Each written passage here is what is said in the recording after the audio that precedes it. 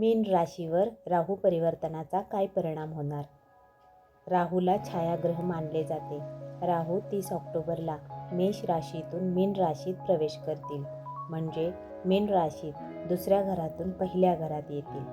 राहू एका राशीत 1.5 वर्ष विराजमान असतात. आता राहू मीन राशीत 30 ऑक्टोबर 2023 ते 17 मे 2025 पर्यंत राहतील. तसेच सध्या मीन राशीवर शनीची 7.5 चालू आहे. राहू दुसऱ्या घरात असताना मीन राशीला काय फळ दिले? तर गेल्या 1.5 वर्षात राहूने तुम्हाला वाईट संगतीत नेले होते. तुमच्या वाणीत फरक पडला होता. तुमच्या कुटुंबात तणावाचे वातावरण निर्माण झाले होते. तुमच्या वाणीवर नियंत्रण नव्हते. तुम्हाला दाताचे त्रास जाणवले होते. राहूने तुम्हाला कर्जातून वर येऊ दिले नव्हते.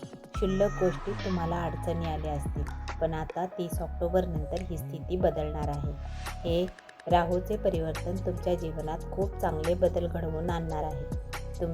तुमच्या वाणीवर नियंत्रण येईल. कुटुंबात आनंदाचे वातावरण राहील. तुम्हाला तुमच्या जीवनात काही सकारात्मक बदल पाहायला मिळतील. ज्या वैवाहिक व्यक्ती आहेत त्यांच्या जीवनात प्रेम वाढीस लागेल. ज्यांना संतान नाही अशा व्यक्तींना अजून थोडी वाट पाहावी लागणार आहे.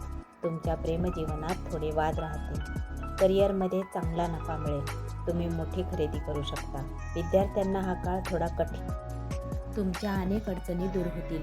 एकूण मीन राशीला राहू परिवर्तनाचा चांगला लाभ अनुभवायला मिळणार आहे. मीन राशीच्या व्यक्तींनी उपाय म्हणून पक्ष्यांना दाणे पाणी खाऊ घालावे. राहूचा बीजमंत्र 108 वेळा जपावा.